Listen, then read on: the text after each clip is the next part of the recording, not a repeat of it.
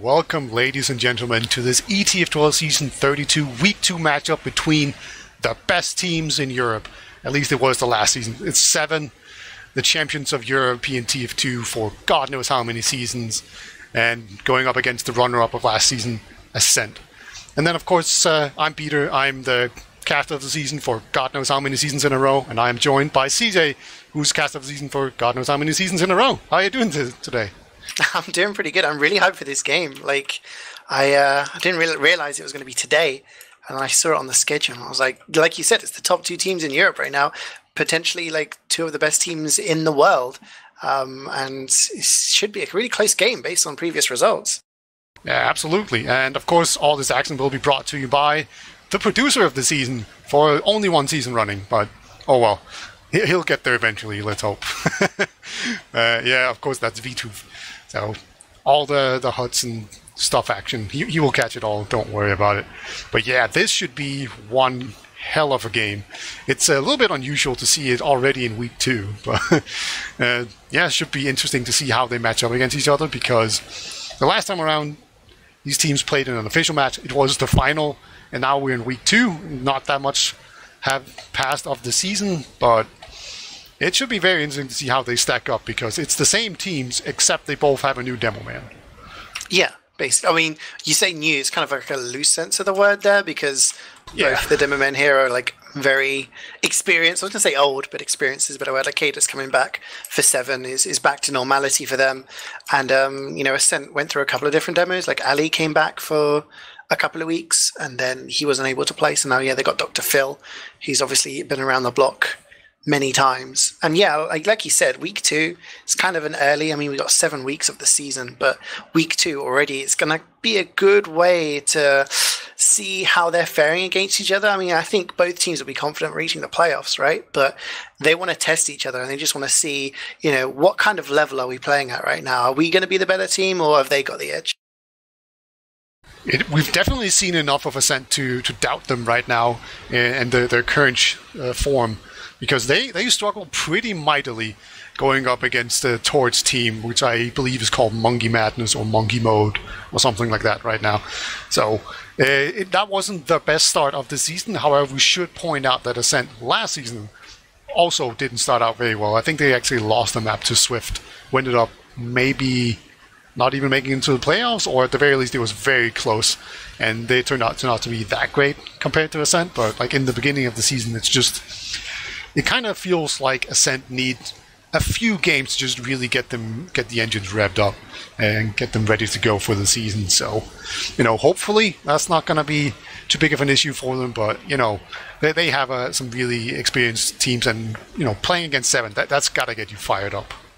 I mean, the number that is most important, Peter, is the one on the right. It's the screen where it says Ascent.EU 6 points. I mean, they struggled in the first game. It was extremely close, more closer than anyone could have predicted for a team that had just qualified through the qualifiers against a team that was in the grand final. But they got the 6 points out of the end of it.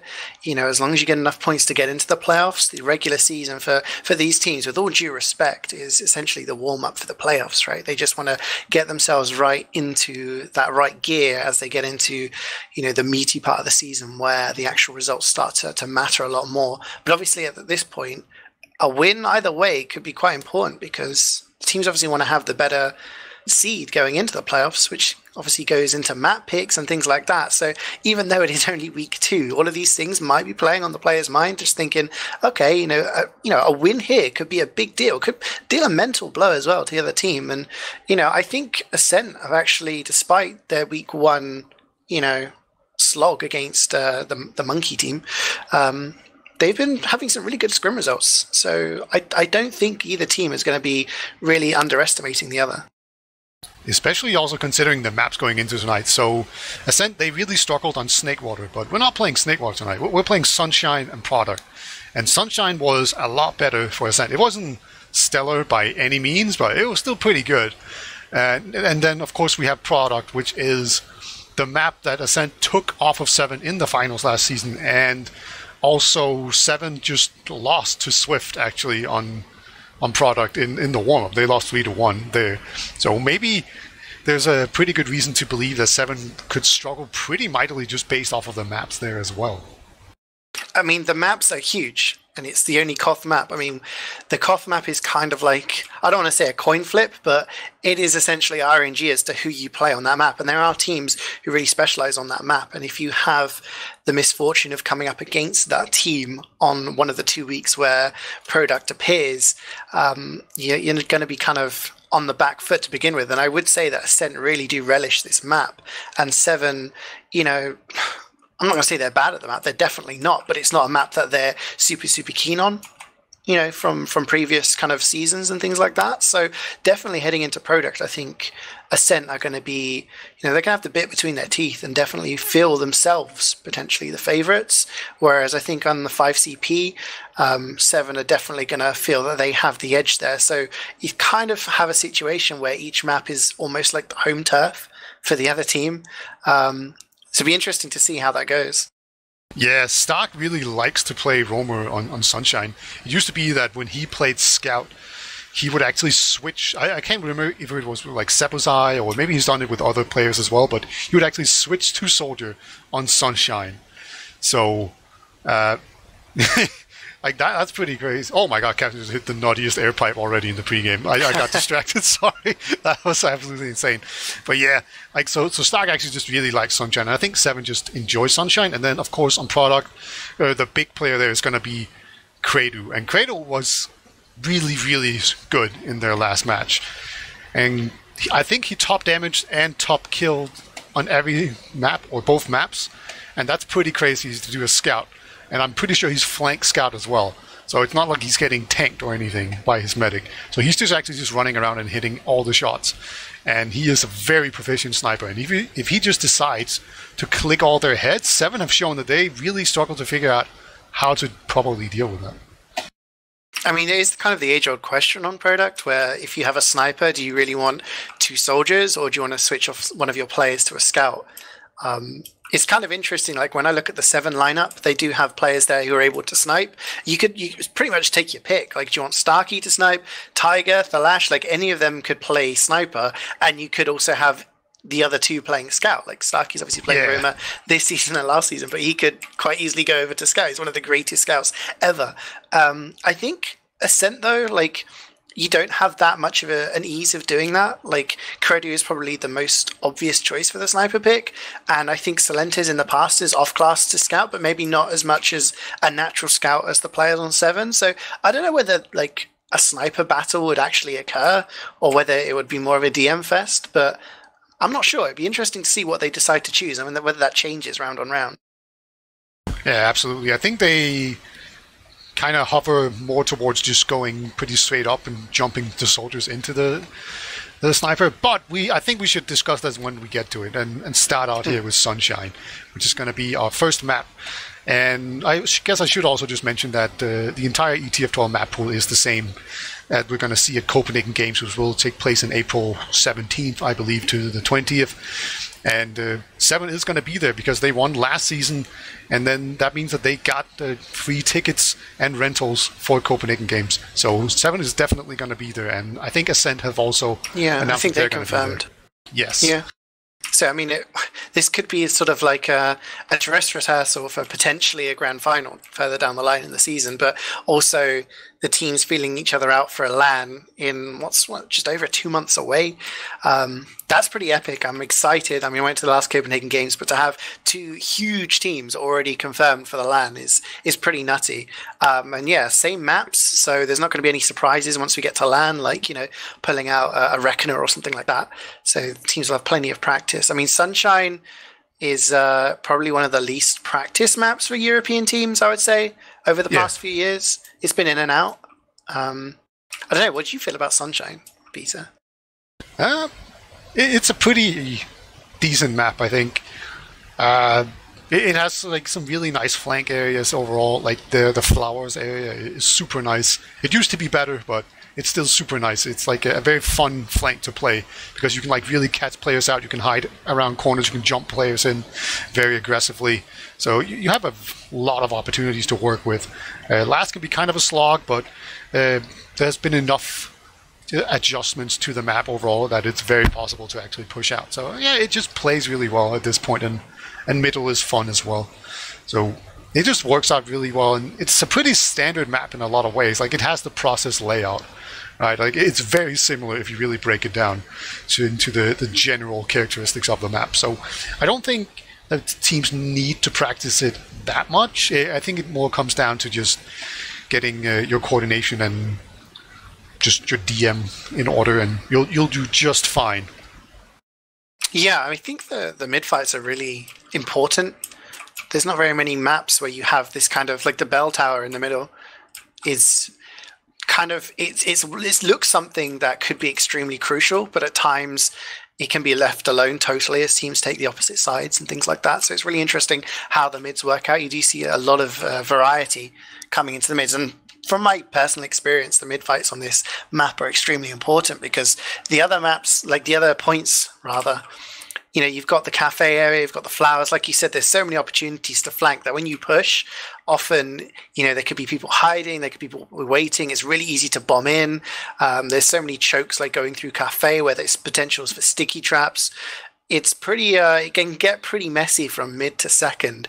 And I'll be interesting to see, like, I reckon we'll see a fair amount of sniper on this map because there's a lot of decent angles, like, for people to get in. And I imagine, like, Thalash and Tiger and Credit are all going to be kind of relishing the opportunity to just get a little bit of a sight line on someone. Yeah, it's one of the better snipers last, I think, just sniping into last. You have a lot of different flanks going on, and you can really, if you get a pick, you can kind of send your sniper in pretty deep, and they have to pressure you very aggressively, and you kind of just have a fight organically happening at that point. It can get very uncomfortable to deal with having a sniper like that. And of course, Se7en have like 3 amazing snipers that they can all pick and choose from. Right? It's like the last Tiger and Stock, all just completely insanely good snipers.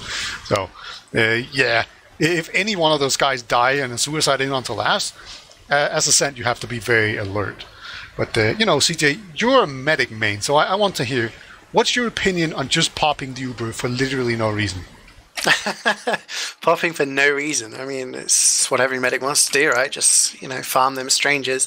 I don't know. I mean, it's kind of hard. Like you said on last, getting a sniper in, it can be kind of worrying because there are areas like, if you're holding on the left side, they can get a sniper in on the right, and you can be pretty much blocked by the central column. You can stay near spawn, you're pretty safe, but it's never nice to have us just like turn around and see a sniper staring straight at you, and you have that millisecond to think, do I drop here? Do I risk that, this player is going to miss me, or do I just pop and hope for the best? Yeah, unfortunately for Connor, he just decided to literally pop for no reason the last time around. Oh, okay, I missed. Yeah, he was just standing in spawn and he just popped, and there was like no one doing anything, so he just tried to switch away so hope the enemy didn't see him pop. Like, it was that kind of pop, but they saw and they pushed in on one. I mean, would you say that's worse or better than dropping to full damage? Oh, because I may know someone. It's worse than dying to fall damage, right? Because okay. So, all right. So I can. Yeah, fall damage is random. Yeah. And if you're talking about the one you did on Snakewater, that was like right next to a med kit. So that all made sense. I was trying to land on the health kit, but I mean, I'm gonna reach out and just say, hey, medics, it's a lot of pressure. Sometimes you just get an itchy Uber finger, and you just think, maybe I'm not gonna pop, maybe I will. So, I can feel for Connor there. It's fine. Yeah. Mistakes happen. And I've been there. You're like a footballer. Like in football, you're like a goalkeeper, right? If you make a mistake, everybody sees it. Yeah. As a scout, if you start whiffing shots, you might get caught on cam if wiethoofd is quick on the camera change trigger. But yeah, most of the time it gets missed. But medic, lots of pressure, and if you make a mistake, everybody is going to see it. Yeah.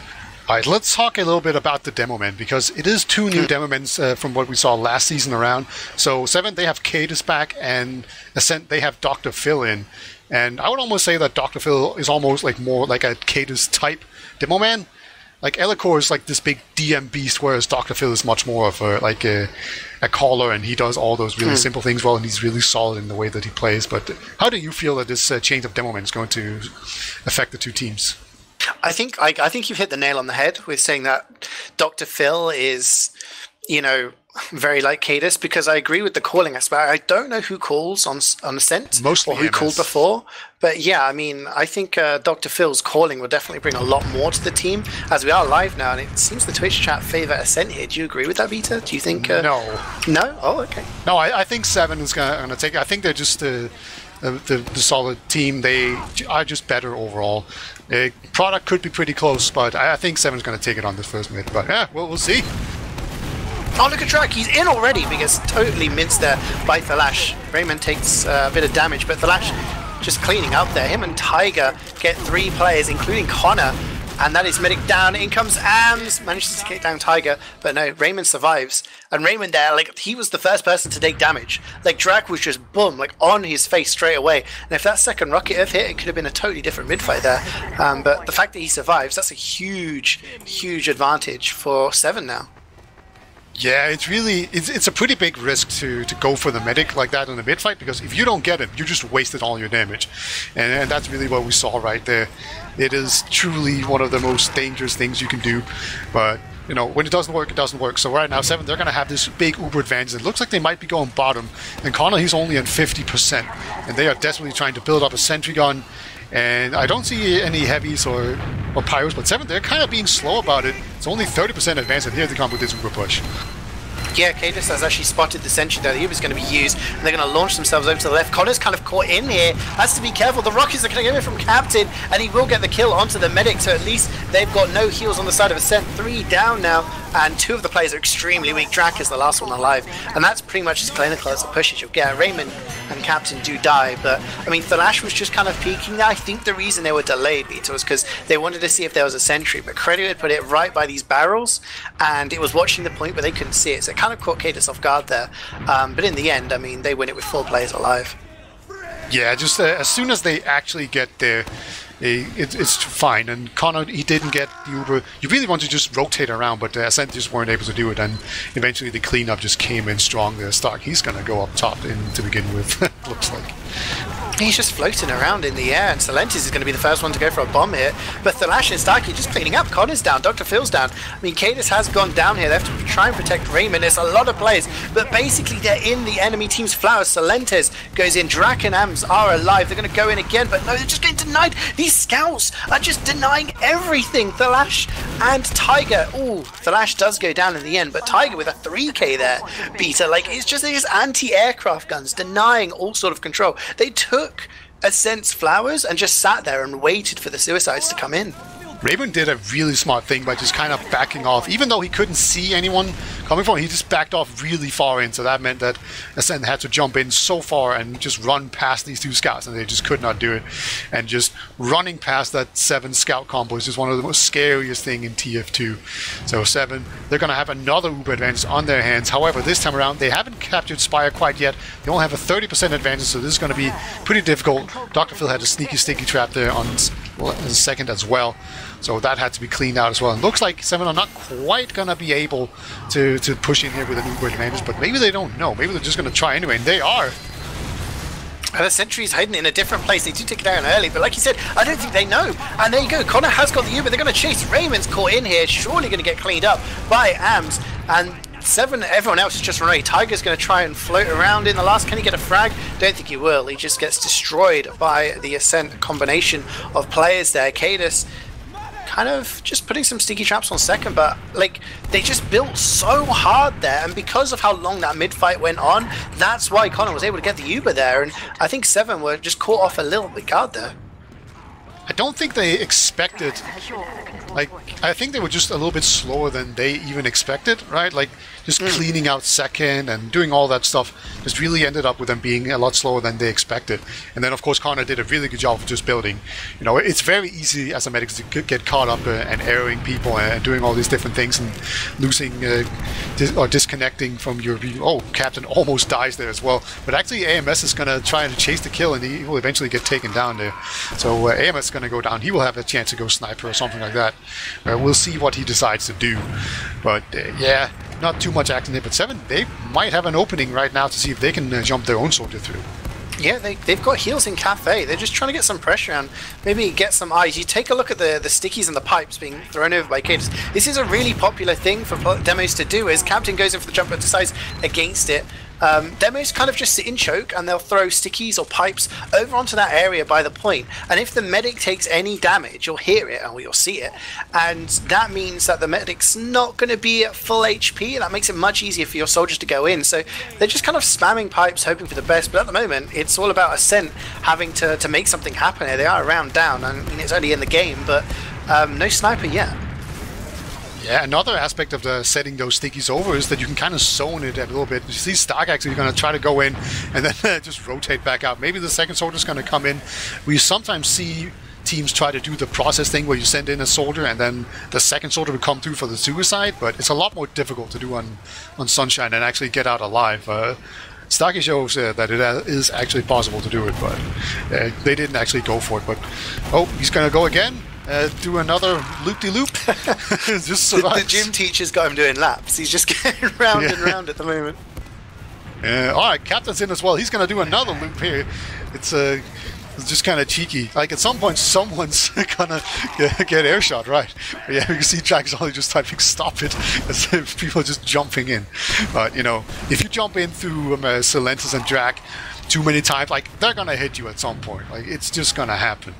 But, you know, maybe at some point they're not going to do loop-de-loops, they're actually just going to suicide onto the medic.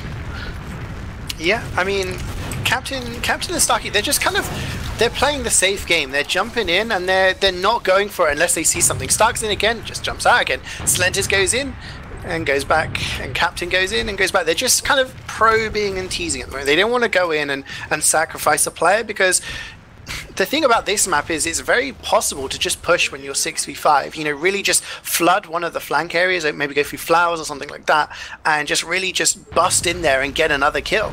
So I don't think they want to be too risky here, and it's just playing it safe and playing it smart. Stark goes in and he's actually gone in quite deep. He's actually on the point and he's going to jump away again. He goes into flowers this time and Drax actually goes down.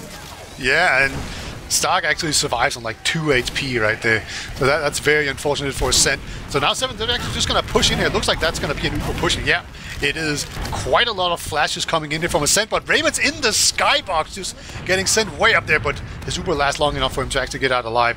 And now everything has equalized again, but Ubers are out of the situation. Look at Phil, yeah. Dr. Phil gets hit with a sticky and then a huge jump in. Flash actually gets credit for the kill. Double! Like air shots there, air shotting each other in the sky. Great plays. There's only 2 players left alive, and one of them is Connor. Drac is actually in flowers. He's just getting zoned out here by Tiger. Will get the kill. Connor is a live beater, and maybe if they build this really hard, they can catch up. But at the moment, they're about 30% behind. Yeah, talk about mutually assured destruction right there from the soldiers, just taking each other out.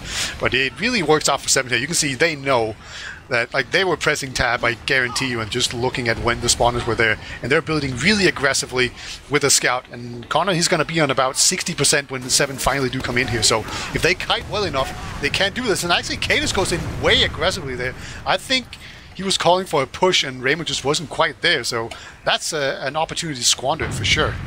Yeah, he was just kind of 2 steps ahead, or at least the rest of the team were 2 steps behind. Se7en goes for a sack there and actually dies, and there you go, Captain getting 2 kills. Takes down both the soldiers as they went for a bit of a double sack here. So 15-second respawn. This may cause Se7en to decide to try and push, but no, Starkey trying to go in there for something. It gets taken down by the sentry. So he back look at AMS. He's got a glowy gun. Oh no. He's done this before. He's in behind. Like, he can just one-shot a medic. I'm pretty sure it's 180 for a shot. Hello, Scout. Oh, he was looking for that medic so hard. He could have gone for Thalash there. I mean, he could have gone for him, but no, he wanted the big kill. He actually landed a decent amount of damage on Cadis.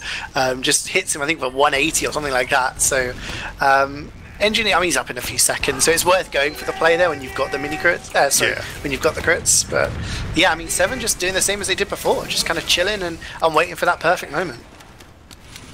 So far, they're just rotating around, and they want to make sure that sentry gun isn't up, because that makes this captain bombing that we just saw right here so much more difficult when the medic can just kind of loop around that. And there we go. They have taken down the sentry gun.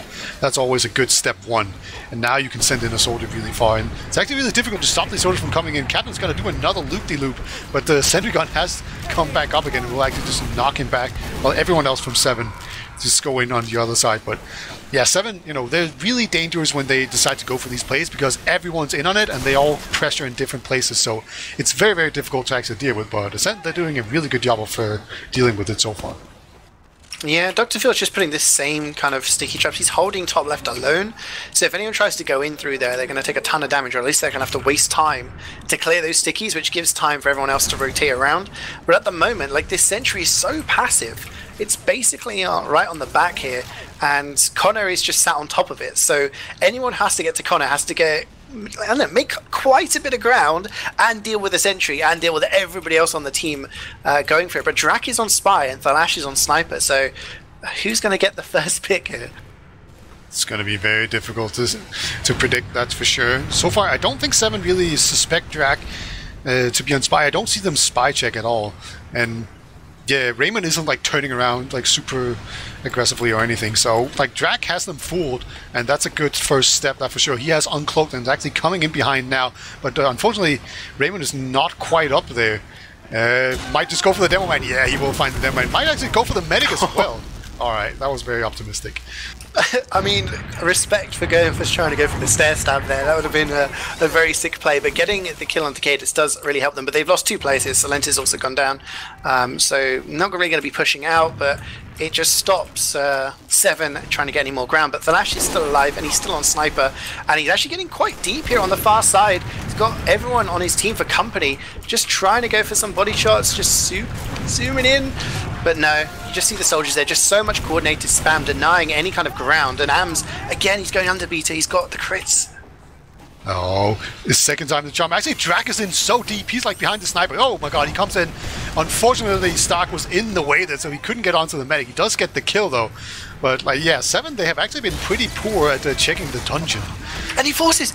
Oh my god. Ams managed to get the force. I don't think he landed a crit shot because Raymond didn't take that much damage. He only took about 30, but he landed enough damage to make Raymond think, oh my god, how many crits does he actually have? And he uses the Uber there. So a couple of plays spawning in a few seconds for Ascent. They have 100% ad now. Look how far back Raymond and Tiger are. They're trying to build this up and hopefully have something ready to contest for mid perhaps. But Ascent definitely kind of want to push out here. Yeah, so far Ascent, they've had a lot of success actually just doing 2-man sacks out of last, and that's pretty rare to get away with that, but they've been getting away with it. Now Ascent, they're going to have to push into this sniper, and they lost the demo man, or the soldier to the demo man, so they're just going to end up not pushing. That's very unfortunate. They kind of got away with murder there, and then like Se7en did. So now it's going to be another stalemate with even Ubers, and the last is on sniper, so he is already set up to go in there and make this big play. It's just going to be, alright, he's just going to snipe stickies all day until he's out of bullets, I guess. But yeah, he's going to rotate over onto his own left side here, which is a really nice spot to snipe from, because it's very difficult to properly like pressure out if you're not very careful.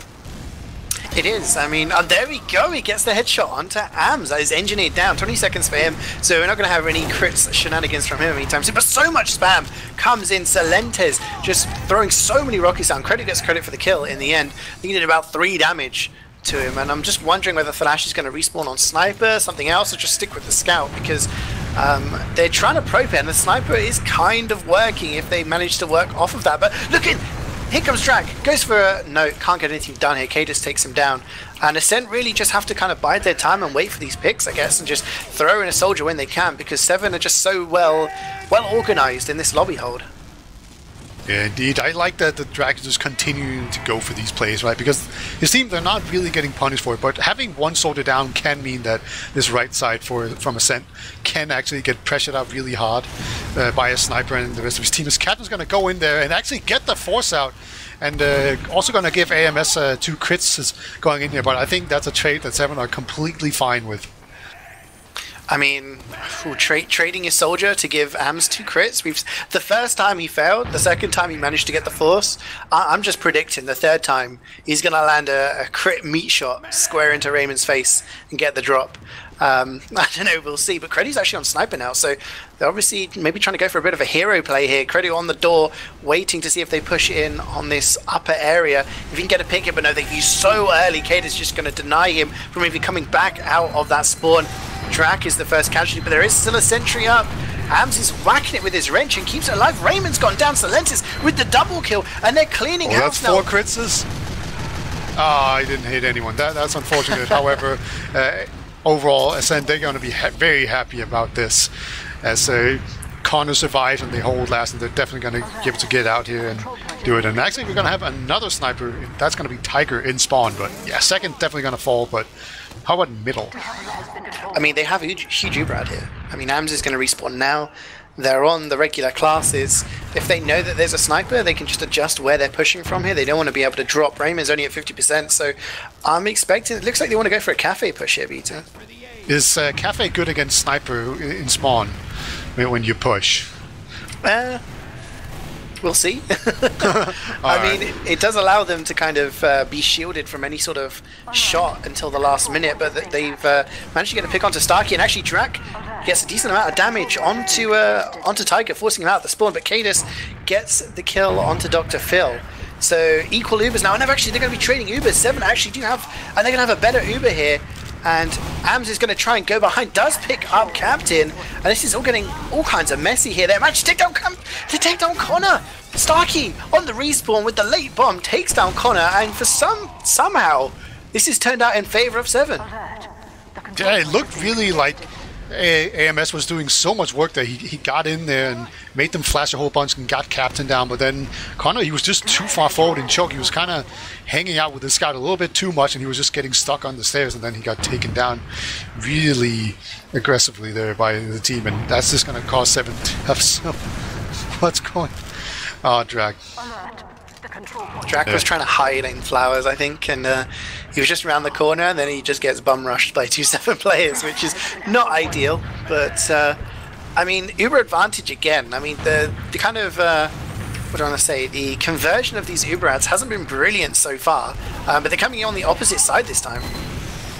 Yeah, and it looks like they're going to actually... They're pretty scatterbrained so far, but they have taken down the sentry gun, but that's the only kill so far until that's going to be the first person to die, and he is from Se7en, and this heavy is just chewing everyone from Se7en up, and actually Raymond's the only one alive, and he's going to go down at the very end there, so that was almost a perfect hold from Ascent. Se7en only killed one person. That is such a bad push with an Uber advantage. That's very rare to see Se7en beef that kind of a push, that's for sure. There was a moment where they came in and Cadis and Starkey were in the corner, like just looking at each other like, oh god, and then there was just this full spun up heavy, just mowed them down. And again, I mean, this is a sort of a repeat of what we saw earlier. Connor with 100%, Ascent in control of mid. You know, how are they going to push it this time? They don't have to deal with a sniper there. It's just cookie cutter classes coming out of Se7en. Captain's really far forward, trying to get some spam, but he might get caught out. He's very, very weak. Has to jump away. Starkey's going to go in, but doesn't get any damage onto Connor. And at this, I think Se7en are going to have to give up second as well. Yeah, they do still have Stark behind, though. Dr. Phil, yeah, he's putting Sting behind, so they definitely know about it. But it's still very uncomfortable to have him back there. You know, Stark, he is not the kind of person that you're well off ignoring, but he's just going to hang out there behind lines, trying to see if he can find any juicy picks. But yeah, he's just jumping way behind and hoping that he can somehow make a play. But it is even Ubers right now, so, you know, if Ascent, they can just hunt down Stark, then maybe they can make just have that be a push or an advance, and actually he will get a pick there onto AMS, so that works out pretty well overall there for Se7en. Yeah, I mean, they traded for Starkey. Cadis goes down. How did he die? Wait, what? Apparently there was sticky traps just there for a while. Interesting, but that's a pick that Ascent clearly want to push onto here. They're getting some spam down. The sentry's really far away, and Solentis goes down, as does Credu. Combination of the sentry and Starkey and Captain's rockets are going to sort of stunt that. So a bit of a let-off for Se7en maybe there. Now they're the ones getting aggressive with 2 picks. Captain's really far forward, but he's going to get chased away by AMS. He's going to win that. AMS dominating Captain now, so we go back to where we were. Actually, we got another jump in? Oh my god, somehow Connor just surfs around there, really brave, does not respect the airshot capabilities of Stark, and he gets away with it this time around. So really nice hold there from Connor. And now it's going to be 2 players down for Se7en, so Ascent, they're going to push in very aggressively here. And they have this really nice angle where they can just do so much work. And there we go, Uberforce have actually come out, and Scout got a ton of time onto the point. And Dr. Phil, if he can escape here, looks like he has bounced this soldier around. And there we go, that was a really nice play from Ascent. That was brilliant. They just got in there. They got cap time, so it just diverted the focus. They not only got cap time, they get the force as well. I mean, I was kind of worried for them there because the respawns for Se7en were only on about a 2-second timer when they were pushing in, but they didn't hard push that. They just wanted to get the force. They just wanted to divert the attention of Se7en, and now they have a full ad here with about, what, half the cap already done. This is going to be a lot of work for Se7en to try and deny this. And here they come in, going to take down only the dispenser, but they're just kind of only getting people back. They're not really getting any kills so far. Stock will eventually go down, and there we go. Sentry gun has been taken down, but Ascent, they just didn't really make enough space with that initial Uber. Actually, AMS going to go in super aggressively. Oh my god, Case with an amazing pipe onto AMS. Going to have to take him down. So a lot of players down for Ascent. They're going to have to be very careful not to get forced or get just overwhelmed now by this 7 Uber advantage. Yeah, they're having to decide whether they're going to stay in or out, and I think the decision is definitely out. And so Se7en at 100%. Connor's at 75, so if they build this hard, they should be able to hold on to mid, or at least give a bit of a fight. But no, Se7en are just rolling in now. They're already in. Raymond's taking a lot of damage, has to use Se7en jumping in, maybe for the force there, but didn't even need to. Drag's gone down, but Connor's at 95%, but huge kills coming in from Thalash, and Cadus takes down 3. There's only 3 alive for Ascent, but their spawns are 9 seconds, Beat. I mean, do you hold second here, or do you go back to last and try and push out? It's a really awkward hold right now for Ascent because they're already so far back, so I don't think there's any way that they can properly do this. You know, sometimes you'll see, like on Snakewater or something like that, where you can get to the point really easily and you come in from the high ground. You'll see teams actually go for it because then you don't have to deal with it. But actually, they are going to push out here. They're going to let second get capped, but they try to catch people out, and they do get 2 kills out of it, but they didn't get the medic, which is what I think they were really going for here. So, you know, will these kills be enough to actually get second? And it looks like the answer is yes, but very weird Uber for sure. Yeah, they kind of split their forces there. They had the Uber, and then they had players staying in lobby waiting for a back cap, and Film actually, with the stickies on the shuttered door, manages to deny anyone getting behind. Solentis and Starkey just trading there, but that's only really going to benefit Se7en. They've got the respawns, and they have huge advert drag. Great bomb. Yeah, he gets the force out there. That was a really nice bomb in there. And Kate is actually going to go in very aggressively there. Will actually get a single kill, but he will die for it himself. So that means that he cannot sticky off any chokes. Ascent, they could go for a counterplay here. There's still one person down though, but it looks like they are going to go in. But Captain has wrapped his way around. He will actually take down Connor. That is such a huge play. This Ascent getting a little bit too aggressive there, not watching their flank. And Captain, he's still on the prowl. Dr. Phil is so weak, he's going to eventually go down. And this has just not worked out for Ascent at all. No, that's like huge play from Captain now. I mean, getting the pick onto Connor just means that Se7en can just roll this into last now. But great headshot from Starkey. Am's trying to go in onto Raymond. Totally denied there. Only 2 players left up for Ascent. Solentis and Dr. Phil are up now, but Se7en are already on last. Starkey on the spawn gets so much damage. Connor is dead. The sentry is down. There's only 2 players alive. They're going to try and deny this point. Phil has got a lot of work to do here, but he's not going to be able to do anything against an Uber. Ams comes in as well. He manages to get Tiger. That's not going to be enough other than for the logs. 2-0 Se7en. And that was a really long round. Yeah, indeed, very back and forth. Both teams failing a lot of pushes there. So no one's coming out of this looking perfect. I was kind of worried that Se7en was just going to be in a league of their own going into this, but that's definitely not been the case so far. They have failed more times than they have succeeded, but they have succeeded twice now, and that's going to make it 2-0 with only 6.5 minutes remaining in this game. So Ascent, they need to be pretty quick here, and they need to start out with a good mid-win. Looking at Stark and Tiger, they've just gone behind. They're in the cafe of Ascent, and that's causing Ascent to have a little bit of a worry here. And Tiger's coming in behind. He's going to be onto Connor. He's missing the shots, gets a nice meat shot. Connor is extremely weak here. All he needs is a lick of damage from someone else, and that's going to be Captain to do the honors. Actually, no, Tiger gets the credit for the kill with the pistol at long range. My apologies. Cadus the only casualty there, Beta, and it seems Se7en have these mids like really well organized. Yeah, they kind of have a different style than Ascent. Ascent, they're more just kind of blobbing it up. They just kind of go everyone together and just make sure that they generally do a lot of damage and send soldiers into the skybox to take attention. Whereas Se7en, they're actively sending people behind. This time around, they send a soldier and a scout behind. And so actually, there's a single scout behind as well here from AMS. But I think Se7en, they might just choose to ignore it, and they are going to do that. As this Uber just comes in onto last. Scout putting time onto the point, but actually goes down. There's the Dr. Phil Sticky Trap. Sticky Trap was a little bit too good, and now it's just a complete DM fest there, and a nice little air shot from Captain. That's going to make it 3-0 in favor of 7. Yeah, I mean, Am's trying to go for the back cap there just to maybe divert attention, but he was dealt with, and the rest of us, Ascent really couldn't do anything against that Uber. It was just 5 of them against invincible players. They managed to get the pick, but now, what, with 5 minutes-ish to go, this is a really tall order for Ascent to come back here. They need to start winning some of these mid-fights. They need to start dealing with these bombs. Yeah, Stark's gonna start out by going into the skybox there and just destroy Solentis, gets him to crater by shooting him in the head. That's a classic. But 7 have already lost 2 players here. Now comes a really aggressive bomb in here. Sick rockets there from Jax, gonna take down Tiger. Now 7, they are on the retreat in this choke, and if they're not careful, they're just gonna lose every single person here. But it's gonna be Thalash desperately trying to defend his medic, and he's still alive, and actually both of them get a kill, and somehow Raymond makes it out alive. Wow, I mean, Thalash, it was like Thalash against the world there, right? Yeah. He managed to get 1, and then Raymond's like, you know what, I can deal with the other, bro. It's fine, I got my arrows.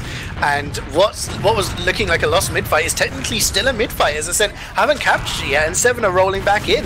They have 95%, Connor's at 100, he's going to use, Raymond's at 99! Just gets it and actually hasn't even had to use yet. 7 managed to get the majority of their players out through choke. Solentis is on the prowl trying to go for a force here, but 7 have turned this into their advantage. Yeah, and they are in no hurry at all. There's 4 minutes remaining. 7, they are the uber advantage. They're just going to sit here and win for sure, right? Like, there's no reason to push. If you push, you can walk into a sticky trap or anything. And this is what 7 does, right? Like, I think they're just going to wait for like 3 minutes so that they can't lose. And then they might just push, but I might be wrong. It looks like they are actually going to push on this, so more fun than I give them credit for. Yeah, maybe just trying to see what they can do here, feeling the advantage is too big to ignore, and Solentis is just bopping around. He's not dead. He's jumping in behind. He's going in for the forces, and there we go. Tiger and Kade are starting to clean up a few kills, but they're losing players. Kade, Thalash, Raymond, Starkey, even Captain, they've all gone down, and this is what you were saying, Vita. Do you risk it? Do you just chill? They get wiped. They get wiped from an Uber push. Do you sit on second, or do you push in and risk that happening? Yeah, it's still going to be very difficult for Ascent here, but this is like giving them that 1% chance of actually winning. And now we have a soldier on the point with a scout as well. Everyone else was just forced to get in there super quickly, and the scouts on the point. They're actually going to get the cap here, so you have 3 minutes to get 2 caps. That's possible. Like, it's not likely, but it's possible. And 7, so I think they were just actually a bit too frisky there. Yeah, absolutely. I mean, at the end of the day, it's a round on the board. At least you're not getting 3-0'd. It could just be 3-1. But there is the potential for them to get back into this. And maybe 7 are going to be, being like, hey, what the hell happened with that last push? And Ascent are like, come on, boys, we can do this. They're starting to feel a little bit more hype now. And we're not seeing a deep bomb from Starkey this time. I changed my mind. He is actually going to go in for a bomb. But Raymond dies really early. He goes down to Ams. Drag takes down the Lash. They're starting to pick up players here. Yeah, everyone's just dying so much. Stark with a nice shot onto that scout. So AMS going to be left on 4 HP on this point. Tiger's very weak as well, and it's going to be 1 soldier against 2 scout. That usually favors the scout, and this time's not going to be any difference. And Ascent, they are on the prowl now. Like, they want to get the second as fast as possible. They cannot waste time, but these really destructive mids coming out from 7 here, they're actually really good for them because it makes it a lot more difficult to cap things out really, really quickly. So Ascent, they're pretty much going to have to do a dry push now once they get their medic and get some proper heals going. Yeah, I mean, Raymond spawned earlier. They can't wait for the Uber because Raymond's going to get it about 5-10 seconds before Connor will. So they're already in lobby here. They just have to bust in. There is a sentry, and then we go Dr. Phil and Cadus takes down Dr. Phil with a sticky trap, but Stark is the one who gets the kill onto Connor, and that could be all she wrote there as they are down to 2 players. They're surely going to get cleaned up here. Creddy's trying to make a play on somebody, anything. Pistoling down Raymond, but they wipe there, and that's the risk when you don't have a charge. You're going in against, sticky traps, soldier spam, and an engineer. It's very, very difficult for you to make any headway, and that could be GG now. Yeah, it's looking very likely. Ascent, they're not going to give up. They're just going to take one last fight. Scout in the skybox, not going to get airshot. He's actually just going to get Ubered instead. Now he's going to try to just clean up here. The last doesn't tend to waste these Ubers. Ascent, they're actually just going to run around, see if they can get onto second. And they are just dancing around and actually doing some pretty nice work right now. And Connor, he's building really fast. think he's on a crit streak there, but eventually his pocket scout is going to lose. And come on, Connor, get that on drop. Come on, do it. Do it. Ruin your logs, Connor. Oh, he didn't do it. All right. Smart moves. But yeah, that's definitely going to be it. So Se7en, they will win this. It's just going to be a matter of what the logs are going to look like. But yeah, very entertaining first map here, even though there's a lot of stalemates going on. I mean, it was back and forth. At the start, that first round was it was a lightning round, really, wasn't it, from Se7en? They just kind of blitzed through it, and we were kind of like, okay. And then they won the second mid-fight, and we were like, okay, maybe this is going to be a bit one-sided. But then that second round just went on for a long time. Ascent really, really holding hard on last, showing that they had a strong defense. Se7en did grind out another couple of rounds, but I mean, Ascent at the end there showed a little bit of life, showing that they weren't beaten down there. They weren't just thrown in the towel already. 5 minutes left, they do get around on the board, and it was potentially possible right until the end there. But I mean, it's a great starter before you head into the second map. Yeah, absolutely. You definitely get the feeling that the momentum is in Ascent's favor, just going out of the map. So hopefully they can just carry that on leading into the next one. But yeah, it's going to be very different gameplay overall, I feel like. There's not a whole lot of stalemating going on Viaduct, that's for sure. And it seemed like it was pretty evenly matched most of all, but then once Se7en got some of those advantages, they were really good, just like pushing it and getting several points out of them and eventually converting it into some rounds. But it wasn't clean going all out. But let's take a look at some logs, shall we? Absolutely, I've got them up now, and it's pretty interesting reading on a couple of points. I mean, Ams is actually the one who tops frag on the server. He gets 27 kills. So despite being on the losing team, manages to go 27 for 22, 250 DPM. I mean, he did spend a fair amount of time on NG, over 5 minutes. But I mean, top fragging, despite losing, is pretty impressive. But when you see the next 5 players on the highest kills feed are all from Se7en, it kind of really tells the picture of how it was a slow game, but Se7en seemed to be in control most of the time.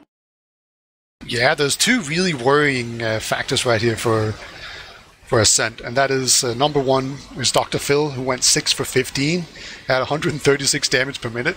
That's super, super low, and that definitely had something to do with the stalemates, and he wasn't doing a whole lot of spamming there, but it's still like dying that many times on Demoman without getting any more kills or damage is definitely not a good start. So he's not having a very good game right now. And then Se7en also has a relatively bad game. He went 14 for 11, which is fine. But, keep in mind that Se7en will often have like 300 DPM, and currently he has sub 200. So, and he is going to be really key coming up on this next map, because it's a scout map and it's a sniper map. And he's both. And he's kind of the big carry that have generated so much trouble for Se7en before on this map, so he needs to be good. Yeah, I mean, I think you can explain both of those players away by the fact of that second round, which was extremely long. I mean, I'm going to have to look at the logs, how long it actually was. 21 minutes. So, I mean, 21 minutes on that second round alone, and the majority of that was just, them sitting on last or them sitting on second, and there's not much for the demo man to do. I mean, Phil kind of had traps set up and just waiting, whereas Cadus was trying to be a bit more proactive and trying to help his soldiers get the force, whereas Ascent really weren't trying to get a force when they were on their second. And Se7en as well, I mean, you see how many off classes he had, really was switching things up on last to try and, keep his team able to stay in the round. So, I mean, you kind of think on this map, both of those players are going to be unleashed. It's like you said, it's a lot more DM friendly, whether he's going to play scout or sniper. I'm sure Se7en will have a lot more room to play with, and Phil as well will probably be able to actually move forward rather than just sitting on last. I mean, Tiger 26 for 10, sort of the highest fragger for Se7en there. I mean, the scouts I felt were just the strong point. I mean, Stark and Captain were doing, making the space, but every time someone tried to get towards Raymond, the 2 scouts were just on top of him, just denying everything. So I think that really sets things up on Product to be really interesting, because it's going to be a great scout battle with all these 4 players. Yeah, it really is 2 absolutely enormously talented scout combos that we have. Tiger and Thalas are probably the 2 best scouts in Europe, and then AMS and Se7en are just so explosive with their DM and with the plays that they can make, that it can just like they are just uncontainable if they are just hitting their shots and feeling it. And we saw last week that Ascent, they struggled in the first map and then they brought it back for the second one. So perhaps that can be a pattern that's establishing itself. So Se7en, they should not get overconfident here for sure. And then, of course, Cadence is not known to be the best demo man on product as well. Like he had the very famous, it was like 4 and 28 or something game. It was amazing, basically. It was so bad, it was amazing. And Dr. Phil is very good on Viaduct, I think, and it's going to be really good. Also, Dr. Phil, he has he's one of the few demo men that still use the stock pipe launcher. And I remember casting some Asia Fortress, and they were mentioning that people will always use the pipe launcher on Viaduct because it has better arches. On that. I mean, I've had a lot of demo mains telling me that that you can spam all the way down towards main from pretty much anywhere in the map using the pipes. Well, not anywhere in the map, but in the mid area, and spamming onto the cliff area, which is especially in 6 is a very common place to push out from. When you've got that advantage, it's very easy to do that. With the Iron Bomber, it's easier if you're kind of localizing the spam into a certain area, but teams aren't really going to be having more than 1 or 2 players, in pocket or, behind the point or something like that. So yeah, I think the pipe launcher is preferable on this map, but that's only what I've been told by multiple people. But I do think, we can talk about the demos, we can talk about the scouts, we can talk about anyone, but I do want to see, Thalash pre-game is on Sniper. Do you think we're going to have Sniper on either side here, or do you think the teams are just going to go cookie cutter the whole way? I think Se7en is mostly going to go cookie cutter. They might put Thalash on Sniper for like 1 round or something, and I think we're probably going to see Silentis go scout and then have the Credu Sniper just rolling around doing his thing. But I think the last time they played on this, we saw Credu went scout for the first round, and then after that he went sniper and he just pounded. I think that was how it worked. And then we had Silentis play scout, and that usually works out really well for them. And it is, of course, also worth mentioning that Se7en, they actually lost their warm-up here against Swift. So this is not something that they're going to go into feeling very confident, I think. We watched part of that warm-up, right? And I don't remember seeing that much sniper coming out of Swift either. So, just playing regularly, if Ascent find it works, then hey, just keep doing it. But if they need to switch it up, they do have the opportunity. But of course, Se7en could do that as well. Again, Starkey in the pregame is on sniper. He can potentially go sniper as well. Or he could go scout, and one of the other current scouts for Se7en can go sniper. They have a lot of options. They can really just switch things around. They have such versatile players on their classes. But it'll be interesting to see. Sometimes you see the flashy plays coming out of the sniper, but if the rest of the team don't play around and you lose like everybody else, it doesn't matter how many med picks you get. You have to just make sure everyone else is doing their job as well. Yeah, absolutely. And Silentis is actually on scout in the pregame, which is probably the most tell, right? That he would be playing soldier if Credu intended on playing scout here. And all right, there was some lag. I think. Do we also have start lag now? That would be nice. We're being called out in Twitch chat, Beta. You did something wrong. I'm not taking blame for this, but it wasn't Swift in the warm up. It was faint. It wasn't Swift. Oh, was it? Yeah, it's because Smear's on it, and he was on Swift last season. God damn, man. just be. Be like these teams. Just change one player. It's fine, because then you can. Yeah. These old brains can remember the lineups and remember the team names. But yeah, so it still holds true. I'm not sure how Ascent did in their warm up, but when I think of Ascent and I think of Credu and AMS, I think of this map. I think this is definitely one of their stronger maps. So I definitely think, especially with how the second map, the first map was ending, they come into this second map with the momentum, like you said earlier on. And I think Se7en probably will be the team more reacting to Ascent's aggression and maybe switching to sniper if they feel the need. But it really be interesting. I can imagine there's going to be a lot of class switching. And how would you predict this? 3-2? 3-0? I'm thinking 3-2. is the best one. And I'm going to go ahead and say Se7en still take it, but man, I am not confident at all. What about you? I think, I'm not confident to say either team's going to win. I would say a 3-1 or a 3-2, but, based on what I saw in that warm-up, I think Se7en aren't super happy with the product at the moment. So maybe playing against Ascent on this map in week 2 is maybe come slightly too early for them. But at the same time, when you play against a different team, you can react differently, you can adapt, and they've probably learned a lot from that warm-up. So I would say Ascent will probably take a couple of rounds earlier on, but I think Se7en will probably come back, and from then on, it's anybody's game. All right, that was our predictions, but who cares about that, because we are going into the game. It is live. Se7en won the first map, so they have 3 points in the bag. Kratos going to be on sniper. Looks like the last has checked it in spawn, so they should know. But otherwise, Se7en, they're just going to go full on cookie cutter. So let's see how they deal with this monster that's called Kratos on sniper. It's interesting that he comes out, and I'm not sure if they know. Captain's actually bombed really deep behind her. Starkey's jumped onto China, gets taken out by Se7en, who is on that scout. Like you said earlier, big bomb in. Oh, great rockets from Drak. Actually airshots Cadus onto Cliff for him to get taken down by Se7en. But Ascent don't look super comfortable at the moment. Huge bomb from Captain. But I think Ascent are just going to get away there, and somehow Se7en win that beta. Yeah, they just sent in both of their soldiers like really aggressively and pushed the sniper back, and they didn't actually kill him, but they pushed him back to the point where he wasn't really in the fight. Like Raymond wasn't feeling the heat at all from him, and so neither was anyone else on the point. So they actually just pushed everyone else so far back that it kind of just worked out for it. But it's even Ubers and Ascent.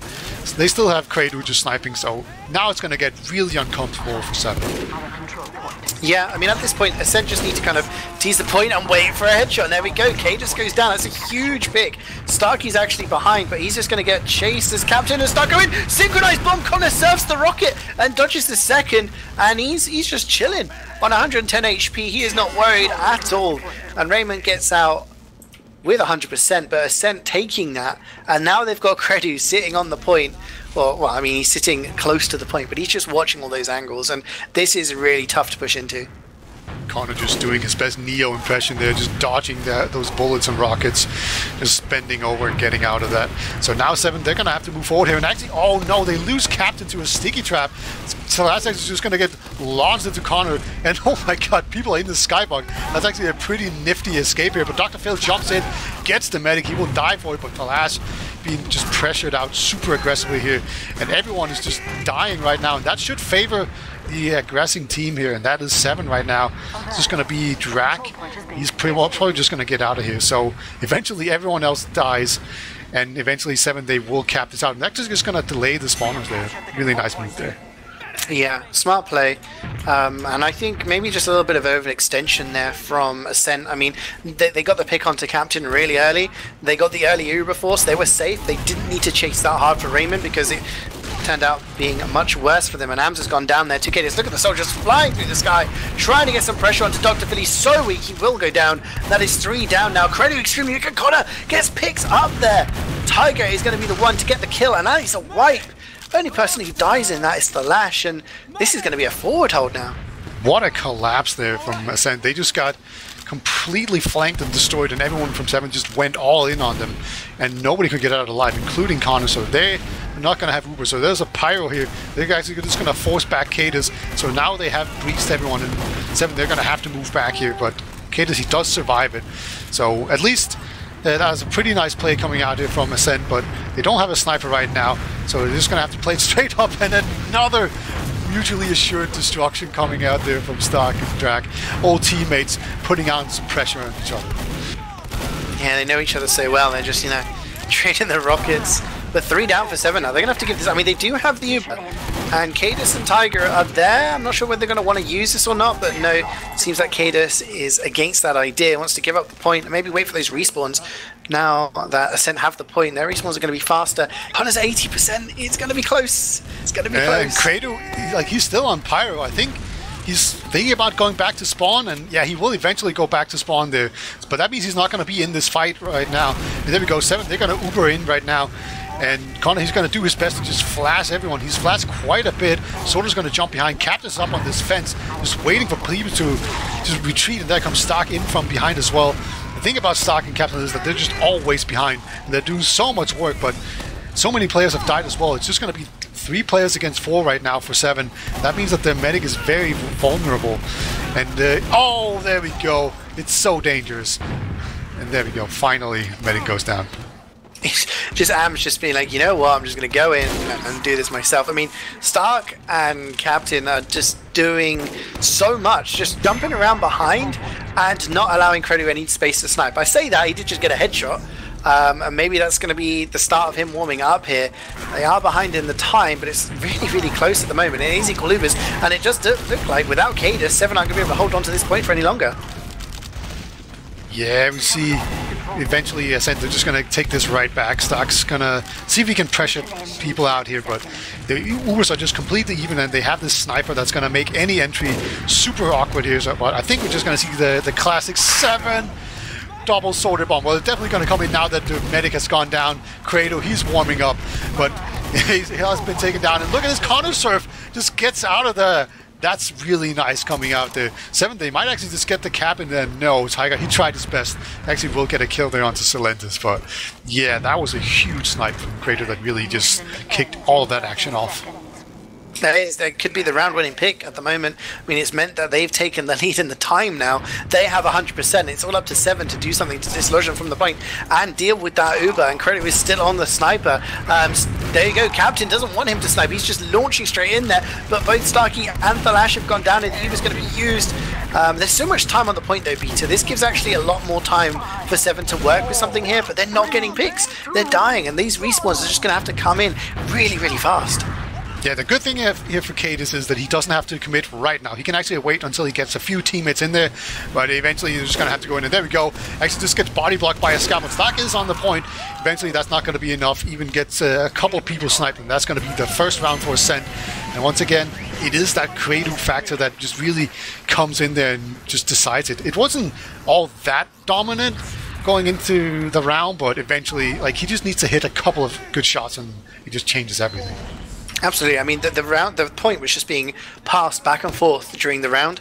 The only thing that stopped that back and forth was the Credo snipe onto Raymond. So that was basically the round-winning kill. But look at Starkey. He's jumping in behind. He's wondering where the sniper is and wants to get some damage done. Actually gets so much onto Connor. Has to go back for the health bar. Look how far forward Se7en are. Like, Ascent are just totally reacting to this mid there. But Am's nice DM managed to take down the Lash. But it is 2v2 right now. And it's not ulti-duo, Bito. It's a WMS Scout, both with medics. Oh, sorry, not with medics, with a sniper. Yeah, Connor got taken down by a pipe from Cadus, so that was really unfortunate for them. But man, look how scared they are of Cadus. They just don't want to risk it. It's going to allow Phil to just sit on it. And then this moment anyone just puts their head out there, it's just going to immediately get ripped off. Man, that is the mental just warfare going on from Cadus right now. Yeah, the Uber's used. Look how early this Uber is used. Like, but they have so much big advantage. Connor, and Cadus with the jump takes down Connor. It's almost too easy there. I mean, the fact you've got a sniper up means that the enemy team has to use their Uber extremely early. So at least, you know, position yourself appropriately. But Credo is still alive, and he's watching this side. Like Cadus, it's just kind of hit him with the stickies and just gets rushed by Silentis there. And Raymond actually might get caught out as well. He's chasing him through the house. He's extremely weak. He's got nobody for company. Raymond dodges, and he survives with like 18 HP. That is absolutely insane, and that could be crucial. Absolutely. Having a medic is generally a lot better than not having one, and currently Se7en's medic survives. Oh, I thought he actually just ate an arrow there, but not quite. Se7en, they're once again trying to push forward, and last time around we saw Ascent kind of just get caught in the corner, and yeah, it looks like they're trying their best not to have that happen again. But Se7en, they're so aggressive up on this balcony, and Silentis is just going to get taken down. Surely, actually gets a nice kill there onto Captain, so getting one soldier is actually going to make a forward hold a lot more difficult for them. But AMS, he's okay, I thought he was doing things, but he was just being buffed and spawned as spy. But yeah, Uber advantage here for Se7en, but they're missing a soldier right now. Yeah, I mean, they do get the force, but, you know, They lose Dr. Phil. That's going to be a while longer. They're actually picking up a few players here. So, I mean, this is pretty good. And you can see the difference in the holds here between Ascent and Se7en. Se7en want to do this forward hold. They want to be playing on their opponent's side of the map because they don't want any room for Credu whatsoever. They don't want him peeking at all. So every time they've got the point and they have an advantage, they're playing so aggressive. But Ascent, they're happy to sit on the point and say to Se7en, walk into our sniper, do something about it. And now they've got an advantage and they're trying to push out. And Credu's still on the sniper and trying to get some angles here. They're pushing in close to. Well, he's just watching, but there's no one there. And Se7en are playing on the opposite side of the point. Yeah, Se7en's soldiers are so weak. Stark has already gone down. Captain's going to jump out of there with the 33 HP. And that's going to leave so much room right now for Ascent. This Tiger just jumping in alone there. Now Kate is going to do the same thing. He will get the force out. Connor, I think he might have just popped there to save his demo man. I'm not quite sure. He wasn't weak himself, but you know, when a demo man jump in, you get very skittish as a medic because like he can just put 2 stickies out of your feet and just instant dead you. So I don't blame him too much here. But Se7en, they get the Uber force out. They're gonna have to wait for the spawners to come in, and then they can push in with a full Uber advantage. Yeah, and again, you can see they're playing passive behind the point, and there's stickies, but the trap doesn't get anything, and Cadus is launching himself far forward this time, and actually, they don't manage to get Connor. He's really far and out safe, and Dr. Phil is extremely weak, but he doesn't die either. The only casualty in that exchange is Tiger. Make that captain as well. Cadus has gone down as well, and so has Raymond. They managed to clean up, and I think this is a pause now, but that Uber just didn't go very well for Se7en at all.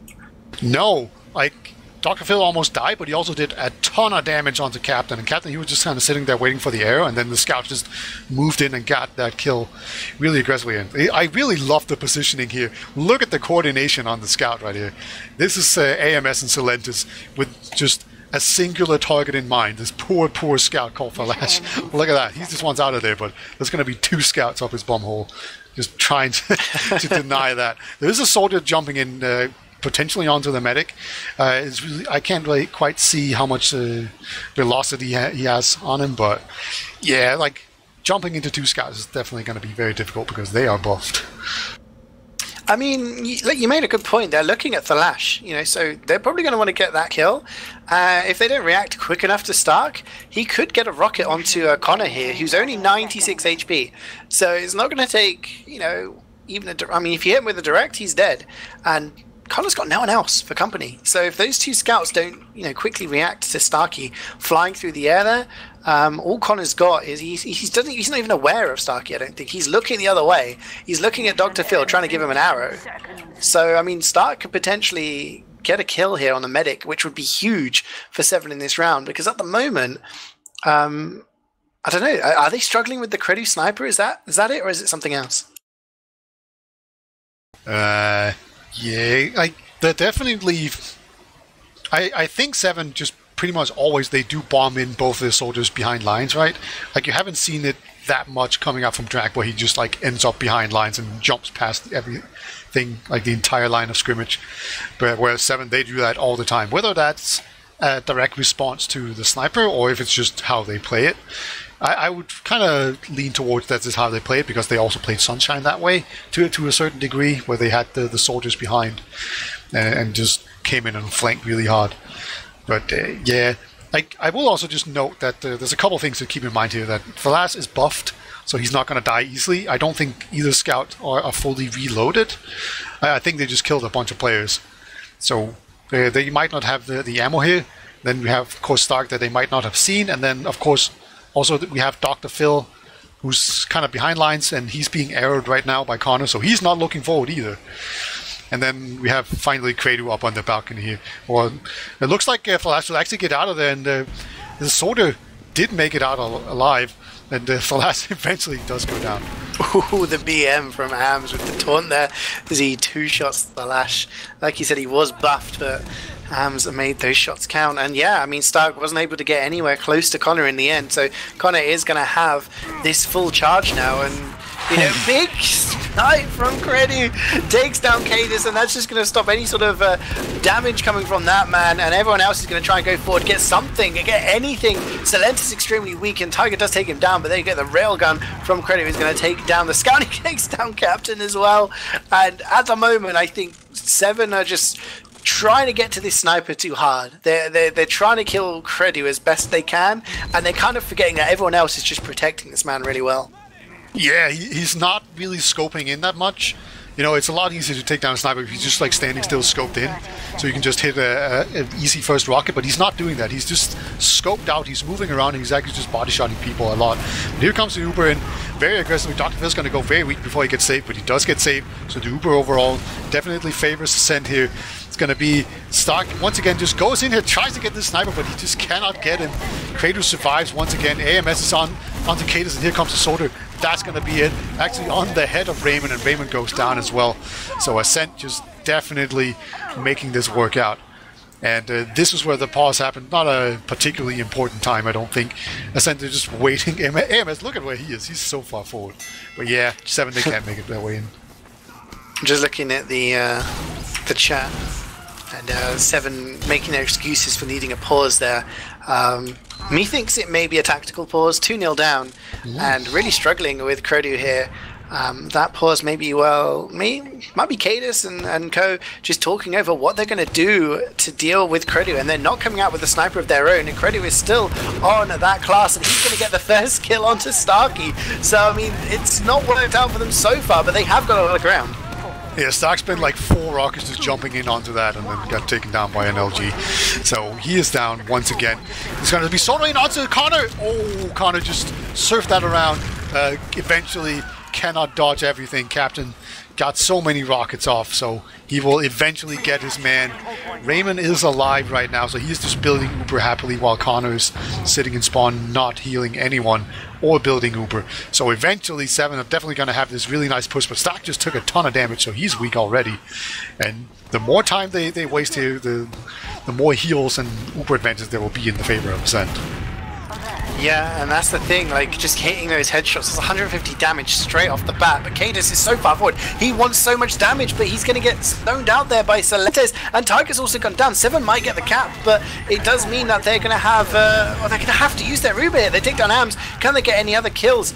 As Drak is going to try and jump in behind, and Ascent just going to recapture this, and it's not worked out well. It's going to be about 15 seconds maybe off the cap for Se7en there, and they've basically just handed an Uber advantage, but Starkey and Captain are lurking behind enemy lines. That was such a good play by Drak that he actually even got out alive. Starkey eventually is going to go down here. Se7en actually going to push forward, but Starkey bought so much time for them there, but it might not be enough here. Not going to buy any time here. Kratos being pushed out here. Cadus comes in with the big nuclear pipes, just going to take everyone down, and Connor has died, so that's they wanted. They got the 2 players that they wanted, Kratos and Connor. I'm not sure which one is more important, but they got him. And Raven, he's going to be on 60% now, and they're going to have to wait a little bit for some spawners here, but they need to make their way in. And Kratos, he is back up now, and he's just getting ready to scope in here and see if he can sneak in a pick.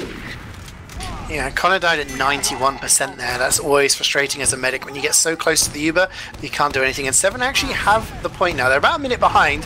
And oh, Cadus gets a cheeky little air shot there from Drak, takes him down, and then it's Credu who's going to take down Thalash. Se7en have to use their Uber, but once again, it's in this situation where they've already lost 3 players. They pick up 2. They still have the point, but again, they hand the Uber advantage over to Ascent. Tiger on the prowl manages to take down Credu. So, hey, that's pretty big pick. And Connor goes down to Stark. Yeah, Celentes is actually going to get Raymond as well. That was really interesting there. Celentes, he just looked at the soldier behind lines and he was like, nah, I'm getting this medic. And it actually ended up with both medics dying there. So that was a pretty interesting decision coming out from Celentes. It worked out, I guess, in that he didn't mess up his own kill, but his own medic also died as well, because I'm pretty sure he could have saved him. So now it's going to be an even medic fight here, and this actually kind of favors the attacking team because they have better respawns. Tiger's also in very deep here, trying to be sneaky, but now he's just going to be a pick. So now, as I said, not only going to have respawn advantage, they're also going to have a man advantage. Yeah, Captain's jumping in, and then Stark goes in as well. He gets a lot of damage onto Dr. Phil, but he's not going to get the kill. Thalash is lurking, though, and they're actually starting to clean up. Cody's gone down, Phil's gone down. Connor's alone, and surely he's going to get chased here. Thalash, he smells blood. He's going to go all the way to spawn. There's going to be 3 spawners, and no, he does not get the medic kill. However, Se7en hold on that, and that's just going to extend their lead now in the time stakes, and really just this pure aggression coming out of them. They're just fighting tooth and nail for every single encounter. They're not backing off at all here. And now they've got a forward hold going. It may be very difficult, but Ams is now on the spy. He gets caught out. Oh no! Oh no! Just got spammed out. That's always so sad. There's no way for this soldier. I think he just backed off because he got hit by the first rocket, but I don't think Stark actually realized because we're around the corner and you don't get the hit sound when you're cloaked. So I'm pretty sure Stark didn't know, but he didn't have the nerve for the AMS. Now they're just going to go in here with the Pyro. Stark actually comes in and he's behind lines right now, but Ascent, they get the Uber Force out. And Connor, he's just safely sitting in spawn, so everyone's now going to die from Ascent, but they're completely fine with it because they got what they wanted. I think they got more than what they wanted. You know, it's like getting the bonus ball in the lottery. They managed to get the Force. They also take down Cadus, so he's not going to have any sticky traps in position. He's just respawned, and Tiger is also only just respawning now. So Ascent are going to walk onto the point pretty much for free here, as the soldiers are going to go in, trying to get onto something. Connor serves. Oh, that would have killed him. An air shot onto the bridge above there. Nice choice to use. I think it might have forced from full damage anyway, Vita, but great job in just forcing the Uber there from the 7 soldiers. Yeah, Stark is not someone you want to take your chances with, that's for sure. That was a really nice force by him. So Raven, he's going to have this Uber advantage there. Once again, pushing into Kratos, and it is very uncomfortable. It's 2-0 for Ascent right now, and what's the time? Yeah, so Ascent, they just need to cap here. So Ascent, they can't back too far off because when there's time on this point, they need to be aggressive and come in here. And right now, 7, they're just cleaning everyone up. They're playing this really well. Actually, Drax going to come in and do a ton of damage, but eventually he's going to get taken down. And 7, they bring it back. Have they found the answer to Kradu? Maybe, maybe not. Time will tell, but they get the first round. That's the first step to the combat.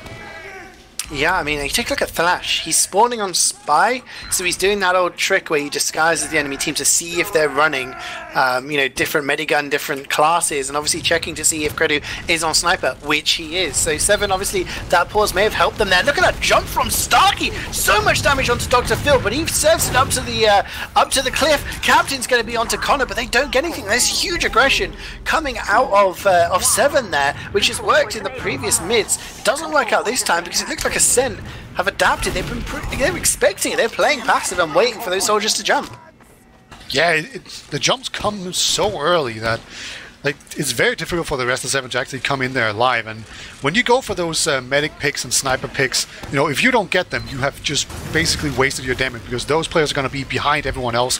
They're not going to be the one to take the brunt of the final fight. But here comes Cadus actually. Oh my god, just gets air shot out of the air by the sniper. That is disgusting. Poor Cadus, man. But there's so many players behind lines, so this is not quite out of the woods yet here for Ascent. Starkey's behind lines. Okay, he's going to get taken down.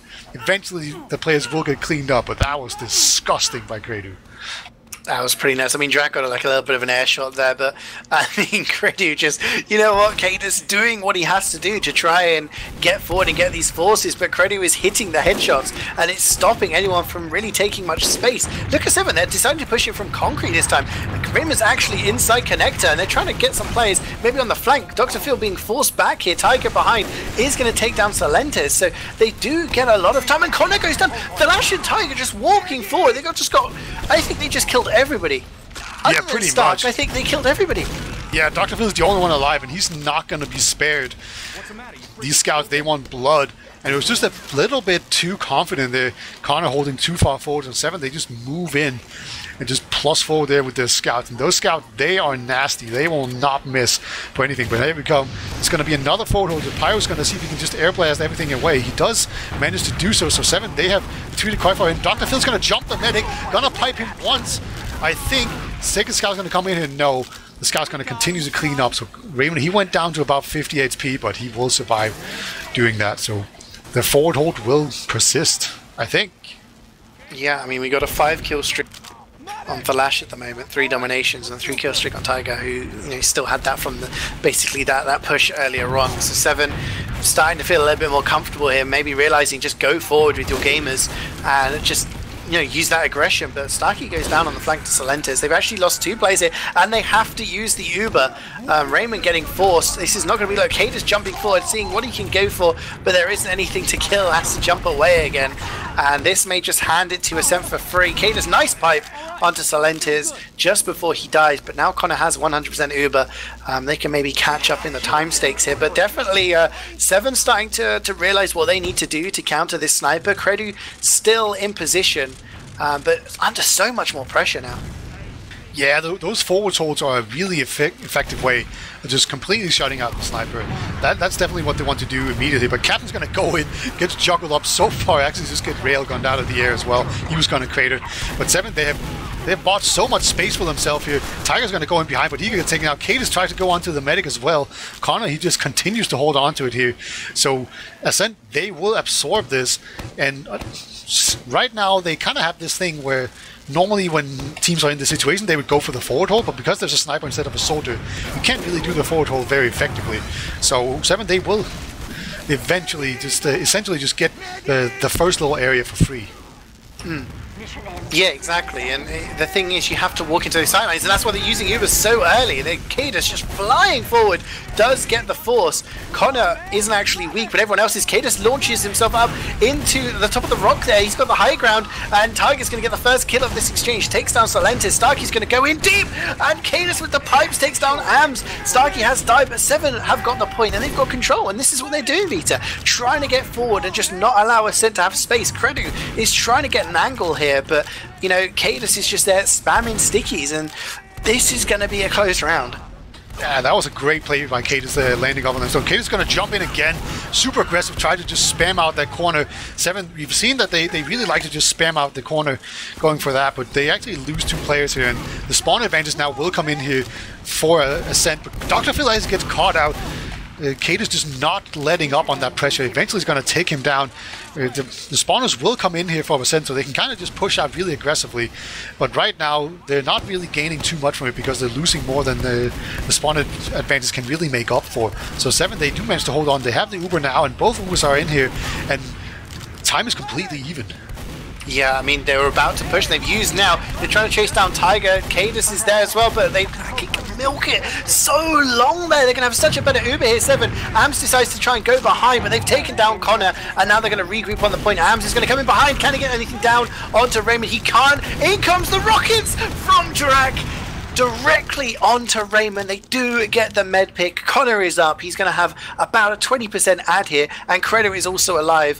Se7en, about 10 seconds to go. There's not going to be enough time for Ascent to get an Uber here. They're going to have to come in, but they're not going to have heals here on point 7. They also have a sniper, which is not exactly the best class to push aggressively. There's a sticky trap on the point. It has been called out. But Ascent, they're just going to get a ton of time onto the point here. That's really crucial. Looks like Se7en, they are just going to go for the recap instead. Of course, they can just cap it once and they're good to go. But Stark, he's going to jump behind. He's going to fight Drak. Will they trade again? Looks like this time around, Drak's going to win out that one. Connor has gone down, however. Se7en, they're kind of winning this fight, but it's so scrappy right now. Everything is just up in the air. Look how much time is on it as well. And actually, Ascent, they win out. Just Raymond allowed, but there's so much time on the point, but they need to go out there and move fast. Otherwise, Ascent will win this map. I was going to say this was a smart strat from Se7en, because every trade that they make is going to be better for them because the spawns are so long when you're in control of the point. But Ascent are actually picking up frags. They take down the lash, but Ams has gone down there. There's a lot of time on the point. They have to get in position and not lose people. Ascent are extremely weak, but so is Se7en. They're trading. Dr. Phil's down, Drax down, Se7en's down. Se7en stand on the point, double overtime, managed to bring it back 2-2. What did I say, Vita? I said Ascent were going to go 2 up, and then I sat on the fence and said it could go either way, but we are down to the final round now. Next round will win this map. Brain the size of a planet is what you have, my friend. Called it perfectly. To be fair, I also said 3-2, so we were both right. And just we are huge brains, Peter. Huge brains. Yeah, absolutely. And we are in for a treat as we come in here. And look at this. Se7en actually delaying their soldier bomb. Very interesting. Before, it was just in super aggressively. But this, of course, does mean that Kratos going to have all this time in the world. And there we go. Already the fruits come out here of his labor. But Kate just going to jump in. I think they're just going for the suicide, and actually Raymond's going to get one of the rare kills here coming out here. He will actually get the sniper, but oh my god, Stark actually gets Connor. That's huge. And Raymond goes down as well. So just complete destruction from both teams here. Stark still behind lines. I think he might go for some sort of sneaky play. Oh, he's been spotted. Oh no, Stark. You hate to see it happen. You hate to see it happen. Oh, even he has to laugh about it in chat. I mean, there was the chase there from Ascent trying to get Raymond, which they did, but Starkey just did it by himself. And you see the aggression coming in from the rest of the 7 players now. They just want to get on the point. They don't want to give time. They don't want to slow fight because that just gives more time for Crady to get something down. Starkey's managed to get a pick. He does get a lot of damage down as well. I mean, this is working out for 7. They're just going balls deep and just saying, hey, you know what? We don't care about your sniper. We're just going to hold W. Raymond took a big body shot, so he's down to very little health. He's kind of backed off and not in fight. He's not dishing out heals, and now the last might die as because of it. Oh my god, what an arrow coming out from Raymond, really saving for last. Again and again, these arrows right now for Raymond are just carrying so hard, but it somehow might not be enough. 7 have still been pushed back, but I'm telling you, this could have been so much worse. It could be. I mean, like you said earlier, it's better to have a medic than not. So yes. I mean, keeping your scouts alive allows your scouts to keep you alive as a medic. So great play by Raymond there, but it is equally because Connor does have the charge as well. Captain's lurking on the flank, just fighting, and wins MG against Drak, his former teammate. But look how deep Se7en and Connor are. They're on the opposite side of the map. They're trying to get aggressive. Se7en chasing the lash. Raymond actually goes back to help out in the fight. He's going for the swords, and he actually helps take down Se7en, and that comes out in the favor of 7, I think. Okay, has jumped in super aggressively here, so he's up on the high ground. Actually, I think he ate like a pipe or sticky or something, but he gets arrowed right back up again. So Raymond just continues to dish out that long range heals right now, and it's just a little bit too much for Ascent to deal with, so they're gonna have to back off for a bit. But times are very even right now. It's definitely in the favor of Ascent, but 7 are currently holding the point, so this is very close. Ubers are even. Kratos, he's just sniping away as well.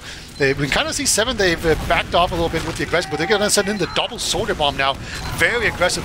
Going to try to see if they can get onto it. They get onto Dr. Phil, so he's very weak, but a lot of players have been taken down right now, and it's definitely favoring Ascent with their faster respawns. Yeah, what I love about that is the soldiers are going in. They're going in, and actually, the Uber gets forced there on Raymond, and he drops Cadus. Cadus took so much damage, Phil just walking forward, that they've actually had to use, and they're going to have bad respawns on Tiger as well, down for another 15 seconds, so huge ad now for Ascent. Just as we're about to equalize the times again, I think Ascent may be about to take the lead. Yeah, absolutely. We can see they're delaying the spawns a little bit here. I think for Drak, perhaps, no, they're just going to cap it out. All right, the soldier onto Connor, going to get it out. Connor, he was very weak. He's still very weak. And Raymond, he is way out of there, so a nice force coming out from Drak. So Raymond, he's going to have about 60% advantage, something like that. So they can't wait around too long before they push in, so they need to be pretty quick, and of course there's still the Kratos sniper that they have to keep in mind. So things are going to speed up right now, and I hope Ascent are ready, because there's going to be like a flying demo man in their face. So far, Kratos has been super aggressive with the supers. Never mind, he's not going to fly anywhere. So aggressive, Kratos. Like, he's on the rock now. He's not even on the bit behind the rock, on the fence. He's actually on top of the rock. He's so aggressive. But in comes the Uber. Tiger is going to be on the chaser. He wants something to kill, but Starkey has also gone down. They managed to take down Ams, but Kratos with the headshot takes down Raymond. That could be the turning point, and the Ascent could take this Uber advantage, just seeing out this round now. Yeah, there's a scout behind lines. Dr. Phil predicted with ease. Gonna take him down. Captains, he's gonna try and get on Kratos, but no, Dr. Phil ruins the fun once again. And it's gonna be Connor on 80%. Just looking out to just close out this match right now. It's 30 seconds and counting down right now for Ascent. They are in a commanding position. We see Kratos just on Pride Rock, his own Pride Rock. It's not the high one. He's got his own little one. And there we go. Falas immediately gets taken down for showing his face. How dare he? And Captain's going to be the first one to jump in and actually gets the medic. Gets popped up by one soldier and airshot by the other. But there's only 10 seconds remaining. So yeah, 7, they got the Uber Force out. But they might just have to push in here again without all their man power. They're getting, we see like so much damage. Look how weak Connor is. Extremely weak here, and that was so well played. Like the fact that Starkey jumps in there and actually survives. They do capture the point, but there's going to be better respawns for Ascent here. However, Raymond at 70% has an Uber advantage. They take down Credu as well, so he's not going to be sniping for a while. They take down Drac. There's a lot of trades going on. Ascent might just try to go in dry now. They have to be careful because they don't have a charge. Raymond's going to have his charge in about 5 seconds, but Se7en have a long time to hold on to this point. Ascent just need to cap it and they will win the round. The spawn advantage is real. You can just see that there's so many more players here for Ascent. And here comes the Uber. Can Cadis actually use this? Tiger has gone down. Cadis is going to jump in. He needs to make something happen. And the medic is really close. Look how weak he is. Cadis is going to get AMS, but he just jumped in front of the medic to save him. Credu is going to rush him with the Kukri. Cadis has been caught in. The second soldier, the last gets down really weak as well. But as it is, Cadis, he tried his best to use that Uber, but he didn't get the medic, and now Connor's going to have full Uber advantage. There's about 40 seconds remaining here for Se7en, and Ascent, they just need to cap it out, and they will win this. Yeah, and they get an early pick here. Thalash has gone down. The 2 scouts focus fire is absolutely insane. And then the Uber is going to be used. They take down Captain as well. They just need to cap this out, and it will be the round, and it is. Ascent take it 3-2. Perfectly predicted by us. That was one hell of a game. And you know, we once again saw that Se7en, they're just not that strong on product. It was very close, but they just haven't quite been able to figure out the Credu sniper.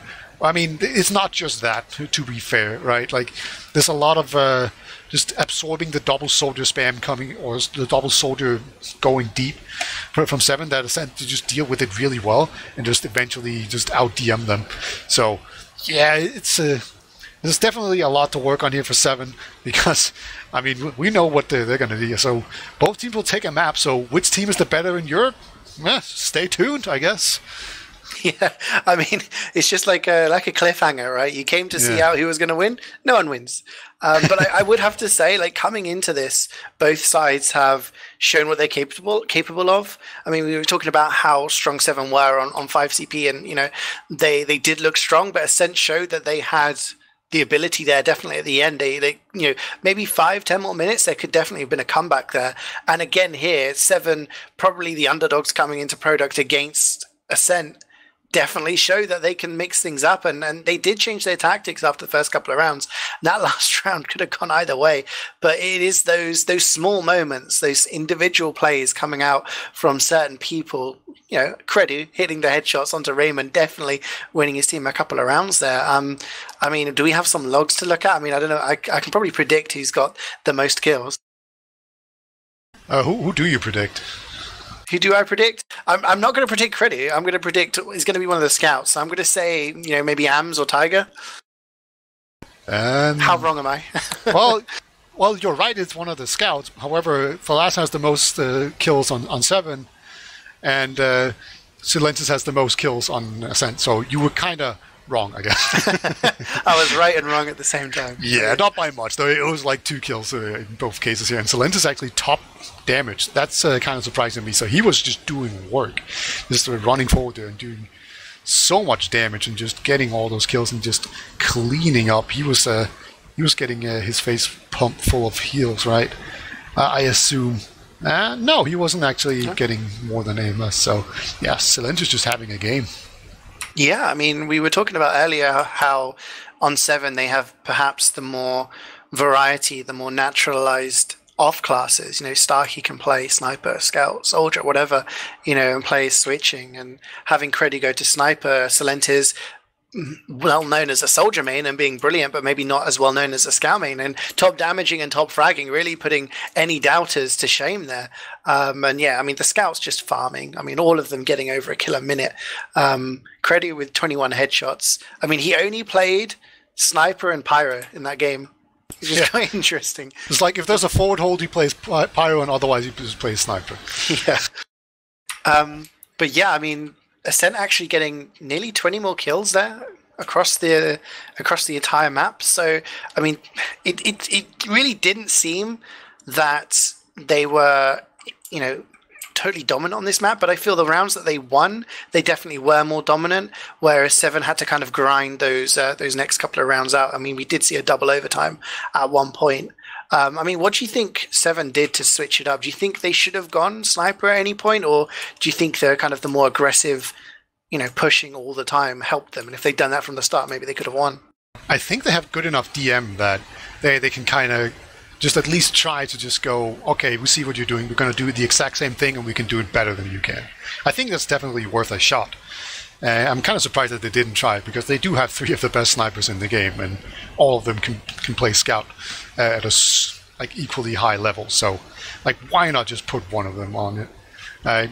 Just to try it out. But other than that, I think it's just a matter of maybe being a bit more smart about the soldier bombs.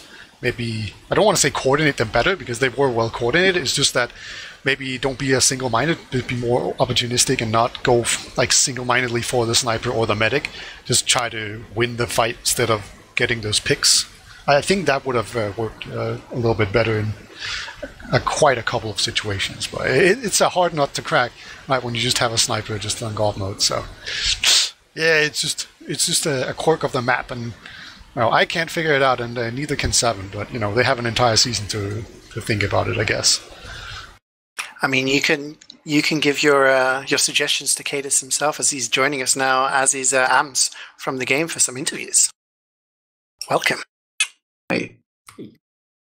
We were just talking earlier on. I mean, congratulations to both of you. I mean, 3 points each. But me and Beta were just talking about how Se7en, you switched it up, really. After those first 2 rounds, Ascent looked pretty strong going in the first couple of rounds. It wasn't all credit on Sniper, but it was just, the coordination. And then you guys just came back with so much more aggression, just holding W really, really more than most teams would potentially against a sniper.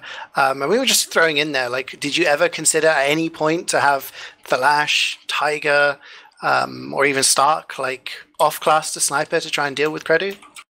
Thalash always wants to snipe, but we always tell him no. So I guess technically we considered it, but no, it's not. We're not interested in playing the map like that. We'd much rather just learn to play against a sniper than rely on it as a counter, because it's not going to be our natural game style on the map ever. So we'd rather just be able to play cookie cutter and improve on that. Ams, I mean, did you guys come in thinking, because at the start you began with cookie cutter, you went double scout and everything looked pretty normal, and then you just switched it up and started running the sniper. Was your plan always to have Credu on sniper the entire time? No, actually he didn't. He was always on sniper, right? Yeah, he was always on sniper. He was on sniper. Yeah, I'm just chatting rubbish. But I mean, was your plan always to just have Credu on sniper all the time, or did you consider changing up when Se7en started to come back? Did you feel it was working, or was there ever the option to mix things up yourselves? I think for the entire history of this team, we've always played wideout with team on sniper. It's just, I told him that if he wants to snipe, if he's feeling it, then he just goes for it, and we just play around him. Because I think he's the best sniper in the league right now, basically. So there's no reason not to use that to our advantage. I really think in the entire time that we've played with him, he's not had a single bad game on sniper. He's always basically carrying us. So. And it's a pretty easy playstyle as well. You just kind of sit back and let your sniper do the work, take slow fights, hit your shots. It's really chill to play like that. And yeah, I think sniper or wideout is one of our stronger maps just because of him. Yeah. So I want to know is, we talked about Credu a lot, but the best scout in the game was Se7en. Are you feeling inferior right now, AMS, or? Did you know that was going to happen as well? He's crazy. He's way better than me. He's just a really all-around epic player, I'm more of a support scout. He's the fragger. We play this lineup. That makes sense. So let's talk about Sunshine. So what do you think went wrong on Sunshine for you guys? You were really struggling to get those rounds in. Well, the first round we just got rolled off of a bad mid and a bad last hold. It was kind of a bad start to the game for us. And the second round was a long grind, right? And I felt like we did some good things. We had some good fights. We were granted one last push where we had a lot of cap time on the point and full ad, and then we just completely beefed it. And then after that, it started seeming a bit hopeless. It's when you're rounds down against Se7en, it's really difficult. And we were kind of struggling on Sunshine in the first place for some reason, especially mids. We had a lot of problems on mids. Or kind of usual aggro strats don't seem to work on that map, so we haven't really figured it out. I was expecting it to be a really tough game. I thought we still could win, but yeah, it is what it is. Yeah, all right. And Dr. Phil had a pretty bad game on Sunshine. So I want to just kind of hear that you changed Demo Man from Eloquo to Dr. Phil. And how is it to play with Dr. Phil instead of Eloquo? What's the difference? And we're also talking about who does the calling in your team. Yeah, Phil was like really apologetic after Sunshine. He was like being really sorry about playing badly. Like we told him that it's a team effort, right? So if your team's doing poorly, if you're not getting anything done, then obviously he's not going to get many frags. It's not really his fault. I don't think he's played bad at all. He's a really nice guy. He's really nice to play with. He has like good comms. He does like what we want him to do. Like he's a team player. Yeah, he's just a perfect fit. Honestly, I really enjoy playing with him. And yeah, as for calling, I'm back on main calling right now, so I'm doing like most of the calls, with Se7en is kind of like supporting me and occasionally counter calling me when I make like really ambitious calls. But yeah, that's the call structure right now. All right, and Katus, you of course, I assume do most of the calling in Se7en, but do you feel like you have fully de-rusted because you did take a full season off? I wouldn't say like fully. I feel like individually I'm okay, but like I don't know, something is a little bit off with my calling still at the moment. I don't feel quite as on the ball. Like I always don't know like what's happening the same way as I used to. And I think it's just a case of learning to like multitask playing and calling at the same time. Because I guess I was doing some minor like coaching last season to just help the team when I wasn't playing. And everything seems really easy when you're just watching and not playing, so you get like a lot of ideas about how to do stuff. And then when you try to actually implement it while playing the game as well, it's like, I don't know, it's difficult to manage. So I guess I need a little bit longer, I think, to fully get like back to like 100% as a caller. But individually, I'm kind of up and down, I guess. All right. So how important do you think the map was today? Do you still feel like you would have done better if there was no product today, or does the map not really play a factor in this?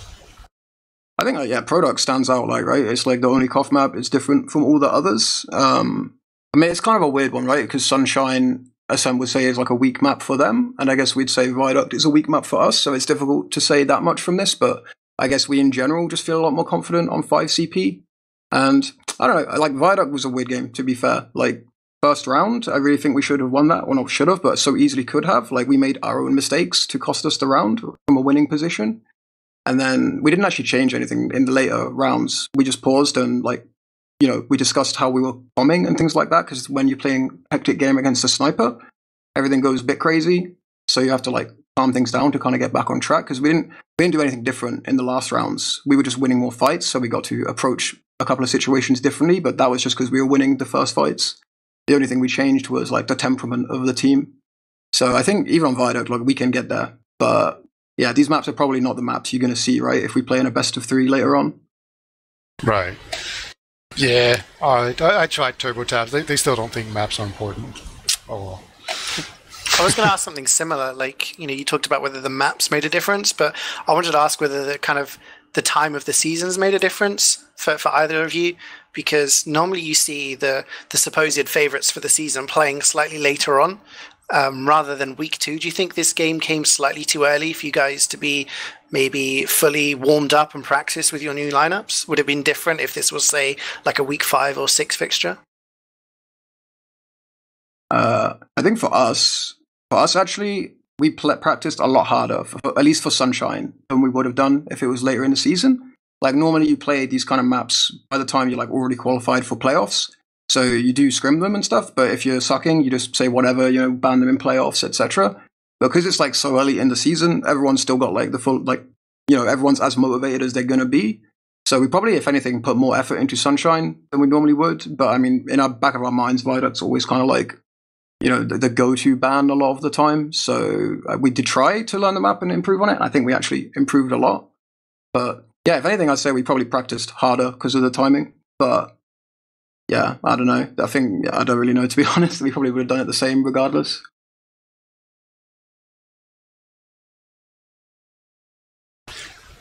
All right, good stuff. So, do you think we're going to see you guys in the final, or are there any other teams that we should have on the radar, or is it just a 2-team horse race? I think everyone's pretty good this season, to be fair. Like, at least the top 4, like, I assume it's, like us, Ascent, Swift, and Feint. I think actually we're all fairly evenly matched. I mean, I don't know. I guess there probably is like an obvious like power ranking if you wanted to do it like that, but I don't think there's like a skill gap after us or anything. I think those guys can definitely compete as well. But I don't know. I guess you can probably order it and get a rough idea, but I don't think you can discount Feint and Swift yet. I think they have a lot to offer. All right. CeeJaey, do you have any more questions? I was just going to say, like, to expand on that, both you guys are going to Copenhagen Games, which is towards the end of April. Are these lineups that we've seen tonight, are they going to be the same lineups you'll be seeing at LAN? Yeah. AMS, is this the full Ascent lineup that will be in Copenhagen? Hopefully, but maybe not, because Phil might want to play with Lego instead. So, or he probably will play with Lego instead. So, we might have to get a stand-in for LAN. Unfortunately, I think we're looking at Adiski right now. I think he's going to be our go-to if Phil can't come. But obviously, we're going to try our best to try to convince Dr. Phil to play with us, because he's a good player to play with. Yeah. Maybe if you help him win a Prem season, that'll be enough convincing for him to join you for LAN. I'd hope so. Or maybe just make him team leader and switch your team name to Lego. Maybe that's going to be enough to do it. But yeah, let's get some shout-outs going on here. So AMS, who do you want to shout out? Shout out to my team. Shout out to Credu, especially, for carrying us. And thanks for Se7en for a good game. And to you guys for the coverage. Thank you. Okay. Yeah, likewise, Zams, man. Shout out to you guys. Shout out to my team for putting up with all the stress that I put them through when we play these kind of maps. And yeah, shout out to Ascent. It was a good game. All right. I think that's going to be it for us here at TFT1. So from me, just want to say thank you guys all for watching. This was a bit weird to see in week 2 already, but there's going to be a lot more awesome ETF2L action, and it's going to be just as entertaining. I will guarantee it. So CeeJaey, do you have anything final you want to say before we head off into the night? Not at all. Only that if the standard of this game is the standard of the rest of the season, we have one hell of a season lined up for us. And LAN as well. There's a lot of great TF2 in the next few months. I'm really excited. Indeed. And if you're hungering for even more TF2, we will be back. Also, there was actually 2 games today going on. We could only cover one of them. So that happened on TFTV 2. And you can go watch those VODs. You just add like a 2 at the end of this stream's URL, and you will be right there. So you can check that out. Otherwise, you can probably find the demos on Demos.tf. And Demos.tf is the best website in all of TF2. Almost as good as LogsTF, at least. But that's going to be it for us tonight. So all you guys, have a good night. It was a great game. Congratulations to both teams for getting points. And from me, CeeJaey, and wiethoofd, we want to say good night and bye-bye.